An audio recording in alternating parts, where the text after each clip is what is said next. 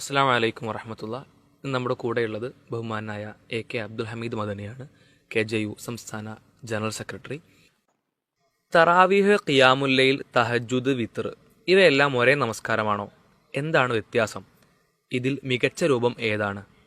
ഈ തറാവീഹ്, വിത്തർ, ഖിയാമുല്ലൈൽ, തഹജ്ജുദ് ഒക്കെ ഒരേ പേരിൽ വ്യത്യസ്ത പേരുകൾ അറിയപ്പെട്ട ഒരേ നമസ്കാരമാണ്. തറാവീഹ് എന്ന് പറയുന്നത് രാത്രി ഇശാ നമസ്കാരം കഴിഞ്ഞ ഉടനെ വലിയ പ്രയാസകരമല്ലാത്ത രൂപത്തിൽ,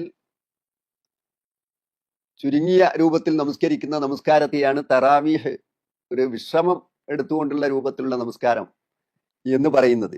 അത് ഖിയാമുല്ലൈലിന്റെ തുടക്കമാണല്ലോ ഇശ കഴിഞ്ഞ ഉടനെ. അപ്പോൾ രാത്രി നമസ്കാരം തന്നെയാണ്. ഇനി മറ്റൊന്നുള്ളത് തഹജ്ജുദാണ്. തഹജ്ജുദ് എന്നത് രാത്രി ഉറങ്ങി എഴുന്നേറ്റ് നമസ്കരിക്കുന്ന നമസ്കാരത്തെയാണ് തഹജ്ജുദ് എന്ന് പറയുന്നത്. ഖിയാമുല്ലൈൽ തന്നെയാണ്, പക്ഷേ അത് ഉറങ്ങി എഴുന്നേറ്റ് നമസ്കരിക്കുമ്പോൾ ആ സമയത്തിനനുസരിച്ച് അതിന്റെ പേര് വ്യത്യാസപ്പെടുന്നു എന്നതാണ്. പിന്നെ ദീർഘനേരം ഖുർആൻ പാരായണം ചെയ്യലും വളരെ ഭംഗിയായി നമസ്കരിക്കലുമാണ് തഹജ്ജുദിന്റെ രൂപം. അതുകൊണ്ട് തന്നെ മികച്ച രൂപം തഹജ്ജുദാണ് എന്ന് പറയാതിരിക്കാൻ വയ്യ. റസൂലുള്ളാഹി സ്വല്ലല്ലാഹു അലൈഹി വസല്ലമയും സഹാബികളിൽ ധാരാളം ആളുകളും നിർവഹിച്ചിരുന്നത് തഹജ്ജുദായിരുന്നു എന്ന് കാണാൻ കഴിയും. റസൂലുള്ള നമസ്കരിച്ച് മാതൃക കാണിച്ചതും തഹജ്ജുദ് നമസ്കാരത്തെയാണ്.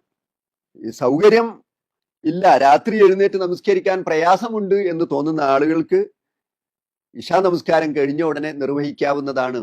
അതിനെയാണ് നാം സാധാരണയായി തറാവീഹ് എന്ന് പറയാറുള്ളത്. മറ്റൊന്ന് വിത്തറാണല്ലോ. വിത്തർ എന്നത് അവസാനം ഒറ്റയായി നമസ്കരിക്കുന്നു എന്നതുകൊണ്ട് അതിന് വിത്തർ എന്ന പേരും വിളിക്കാറുണ്ട് എന്ന് മാത്രമാണുള്ളത്. അപ്പൊ ഈ നമസ്കാരങ്ങളൊക്കെ തന്നെ ഒരേ നമസ്കാരമാണ്, വ്യത്യസ്ത രൂപങ്ങൾ അതിനുണ്ട് എന്നതുകൊണ്ട്. തറാവീഹ് ആണെങ്കിൽ നേരത്തെ നമസ്കരിക്കുന്നതാണ്. ഖിയാമുല്ലൈൽ എന്ന് മൊത്തത്തിൽ ഉപയോഗിക്കുന്നതാണ്. തറാവീഹിനെയും രാത്രി തഹജ്ജുദിനെയും ഒക്കെ ഖിയാമുല്ലൈൽ എന്ന് ഉപയോഗിക്കാം. അവസാനം ഒറ്റയാക്കുന്നത് കൊണ്ട് വിത്തർ എന്ന് പറയുന്നു എന്ന് മാത്രം. അതിലേറ്റവും മികച്ച രൂപം തഹജ്ജുദ് തന്നെയാണ്.